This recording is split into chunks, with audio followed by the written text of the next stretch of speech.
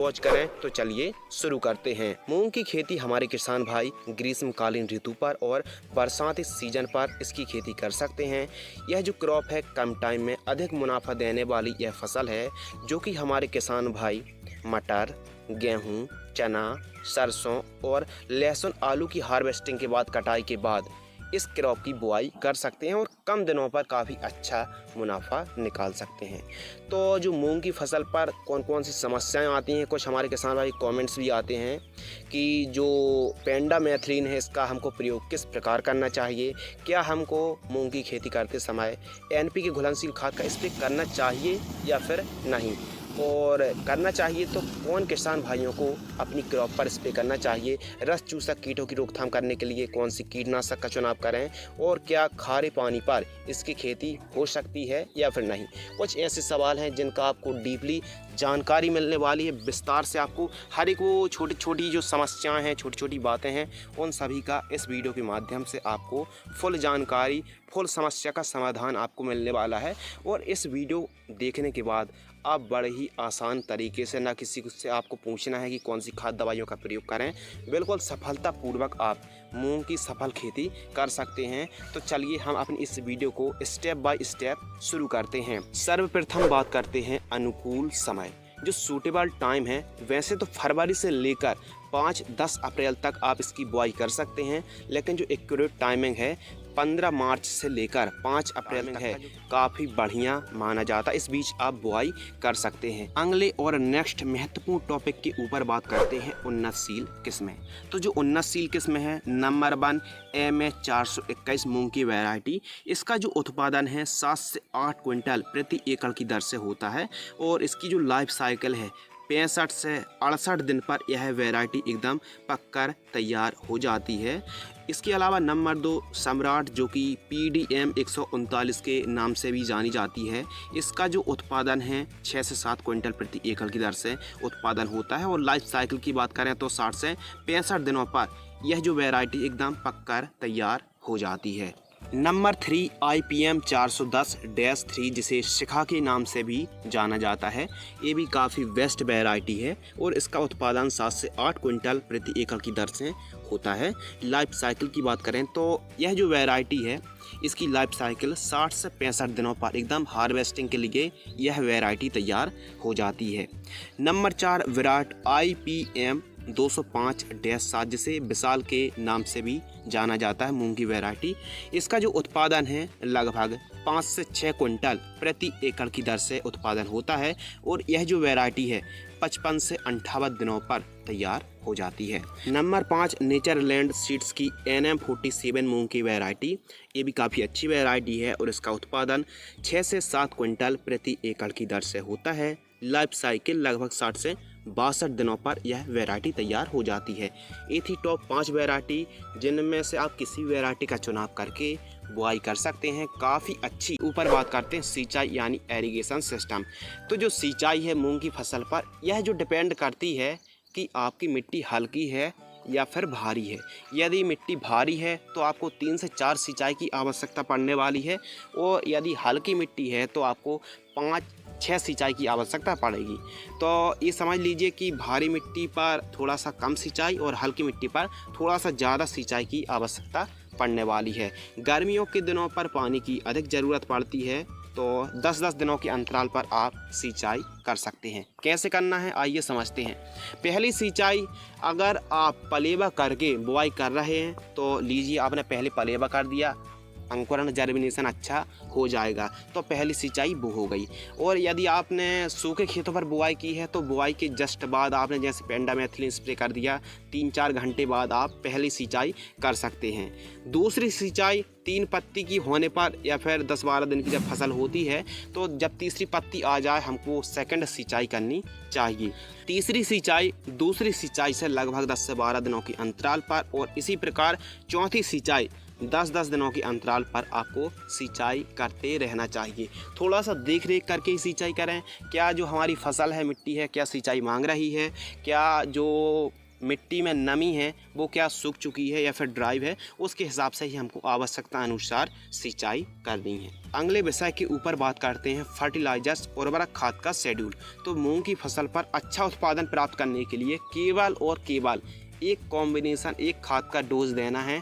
जो फसल है बढ़िया हरी भरी रहेगी, अच्छी मात्रा पर फ्लावर आएंगे और जो वनस्पतिक बढ़वार है, फुटाव है, वो काफ़ी अच्छे होने वाले हैं। तो फर्स्ट जो खाद है कब देनी है, कितनी मात्रा पर देनी है, तो लगभग 14 से 15वें दिन, जैसे आपने बुआई की है 14-15वें दिन आपको एक काम करना है। 20 किलोग्राम यूरिया, 3 किलोग्राम सल्फर 90% वाली प्रति एकड़ की दर से इन दोनों को मिक्स करके जड़ों के पास देकर आप सिंचाई कर दीजिए। बढ़िया आपको रिजल्ट प्राप्त होंगे। ये केवल और केवल एक खाद देनी थी मूंग की फसल पर, जो हमने दे दी है। अब बात करते हैं स्प्रे शेड्यूल पर। स्प्रे शेड्यूल बताने से पहले हम समझते हैं कि हमारी मूंग की फसल पर कौन कौन से कीट आते हैं, क्या नुकसान पहुंचाते हैं और क्या इनको कंट्रोल करना कितना ज़रूरी है। यदि इनको कंट्रोल आप नहीं करेंगे, जैसे थ्रिप्स है, एफिड एसिड है, सफ़ेद मक्खी यानी वाइट फ्लाई है, इल्ली है, सेमी लूपर्स है, फली छेदक फ्रूट बोरर है, पीला मोज़ेक वायरस, रस्ट और पाउडरी मिल्ड्यू जैसी जो समस्याएं आती हैं, यदि हम इनको टाइम से कंट्रोल नहीं करते हैं तो हमारे उत्पादन में लगभग 30 से 40% तक उत्पादन में गिरावट आ सकती है। जो कॉम्बिनेशन है स्टार्टिंग के वो सस्ते हैं और काफ़ी अच्छे हैं। तो आपको फर्स्ट जो स्प्रे करना है, जैसे आपने बुआई की है 12 से 13 दिन के आसपास की फसल होती है, तो आपको प्रति एकड़ की दर से हम आपको कॉम्बिनेशन बता रहे हैं। जो एमामेक्टिन बेंजोएट आता है केवल और केवल आपको 40 ग्राम लेना है। जैसे प्रोक्लेम आता है एमामेक्टिन बेंजोएट 5% SG 40 ग्राम लेना है और इसके साथ साफ फंगीसाइड 200 ग्राम लेना है। इन दोनों को मिक्स करके प्रति एकड़ की दर से 200 लीटर पानी में 1 एकड़ पर आपको स्प्रे करना है।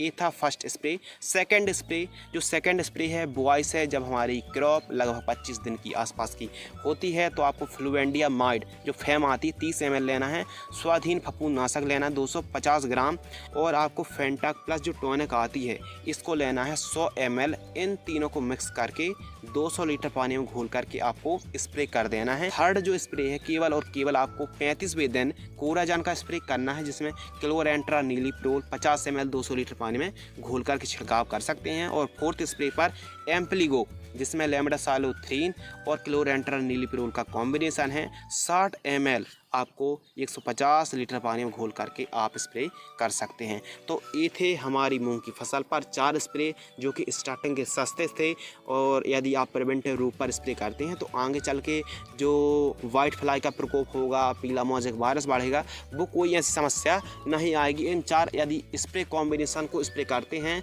तो आपको बढ़िया सा रिजल्ट प्राप्त होगा, क्योंकि जो आपकी मूंग की फसल है कीट मुक्त, फंगस मुक्त और डिजीज मुक्त जब तक नहीं होगी, अच्छा आपको उत्पादन नहीं मिल सकता है। यदि मूंग की फसल पर पीलापन की समस्या है, खेत तैयार ठीक तरीके से किया है, खेत तैयार करते समय गोबर की खाद का भी प्रयोग किया है, इसके अलावा प्रॉपर सिंचाई कर रहे हैं, खाद दवाइयों को भी दे रहे हैं, और यदि पीलापन की समस्या फिर भी बनी हुई है तो बे किसान भाई NPK घुलनशील खाद जो 19-19-19 आती है, इसका आप स्प्रे ले सकते हैं। इसके साथ आप माइक्रो न्यूट्रिएंट फर्टिलाइजर्स। तो क्या किसान भाई 19-19 का स्प्रे कर सकते हैं या नहीं? तो बे किसान भाई स्प्रे कर सकते हैं जिनकी मूंग की फसल की जो बढ़वार है, कमज़ोर है, रुकी हुई है, तो वह किसान भाई NPK घुलनशील खाद 19-19-19 1 किलोग्राम, माइक्रो न्यूट्रिएंट जो चेलेटेड फॉर्म में आती है 500 ग्राम, इन दोनों को मिक्स करके 200 लीटर पानी में घोल करके स्प्रे कर सकते हैं। कब? जब वनस्पतिक बढ़वार हो रही हो तो उस टाइम आप स्प्रे कर सकते हैं। अगले विषय के ऊपर बात करते हैं फसल का जीवन चक्र। तो जो फसल का जीवन चक्र है यह वैरायटी पर भी डिपेंड करता है। कुछ ऐसी वैरायटी होती हैं जो 50 से 55 दिनों में तैयार हो जाती हैं, तो वहीं कुछ ऐसी वैरायटी हैं जो 60 से 65 दिन और 70 दिन तक लग जाते हैं। तो मान लीजिए इसकी जो लाइफ साइकिल है 55 दिनों से लेकर 70 दिनों की यह टोटल फसल है, जो कि कम समय में अच्छा मुनाफा देने वाली यह क्रॉप है। तो हमारे किसान भाई मूंग की खेती कर सकते हैं। अब बात करते हैं उत्पादन के बारे में। यदि जो मिट्टी है, भूमि है, उर्वरक क्षमता कम है, कम उपजाऊ है, तो उत्पादन घट भी सकता है। लेकिन ओवरऑल देखा जाए, यदि ठीक तरीके से आपने देख रेख की है, जिस प्रकार हमने खेती करने का तरीका बताया है, उस प्रकार यदि आप करते हैं तो 6 से लेकर 7 क्विंटल प्रति एकड़ की दर से आप उत्पादन निकाल सकते हैं। तो हमारे किसान भाई गेहूँ, चना, सरसों और जैसे प्याज है, लहसुन है, आलू है, जैसे फसल की कटाई होती है तो खेत को खाली मत पड़ा रहने दें। उससे आप 2 महीने पर, अधिकतम 2 महीने की यह क्रॉप है, सवा 2 महीने की क्रॉप है, तो खेत में मूंग की बुआई करके भी हमारे किसान भाई एक अच्छा मुनाफा निकाल सकते हैं। खाली खेत पड़े रहने से तो ज़्यादा बेटर है कि आप मूंग की बुआई करके भी काफ़ी अच्छा मुनाफा निकाल सकते हैं। येलो मोज़ेक वायरस से बचाव के उपाय: आपको उन्हीं वैरायटी का चुनाव और बुआई करनी चाहिए जो कि येलो मोज़ेक वायरस के प्रति सहनशील वैरायटी हो, रेजिस्टेंस वैरायटी हो। और जो येलो मोज़ेक वायरस है, इसको सफ़ेद मक्खी तीव्र गति से हमारे खेत में फैलाने का काम करती है। तो प्रॉपर आपको वाइट फ्लाई, रस चूसक, थ्रिप्स के प्रॉपर आपको स्प्रे लेना है। हमने आपको जो स्प्रे बताए हैं उनको यदि आप स्प्रे टाइम पर करते हैं तो ना तो येलो मोज़ेक वायरस आएगा, ना कोई कीट आएंगे और ना कोई फंगस आएंगे। तो इस वीडियो के माध्यम से हमने आपको जो बताया था स्टार्टिंग पर कि हमारे किसान भाई क्या खारे पानी पर मूंग की खेती कर सकते हैं या फिर नहीं कर सकते हैं। तो आप खारे पानी पर मूंग की खेती नहीं कर सकते हैं। यदि पीलापन है, बढ़वार कमज़ोर है, तो आप पीलापन और बढ़वार ठीक तरीके से हो उसके लिए घुलनशील खाद NPK का स्प्रे आप ले सकते हैं 19-19-19 का, और फ्लावरिंग फ्रूटिंग स्टेज पर 052-34 का स्प्रे आप ले सकते हैं। यदि आप मूंग की खेती इस प्रकार वैज्ञानिक तरीके से करते हैं तो आपको काफ़ी अच्छा मुनाफा मिलेगा। उम्मीद करते हैं इस वीडियो से आपको कुछ नया, नॉलेजेबल, इंटरेस्टिंग और ज्ञानवर्धक जानकारी सीखने के लिए मिली होगी।